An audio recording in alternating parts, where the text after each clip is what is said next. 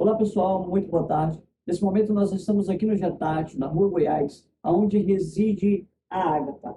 A Ágata, ela tem apenas 4 anos de idade e ela foi acometida por algumas enfermidades. E, neste momento, o Projeto Homo Almas tem abraçado essa causa. E hoje nós estamos aqui, vimos trazer aqui um pacote de fralda, porque a Ágata, ela usa bastante fralda, e também trouxemos uma pequena cesta básica.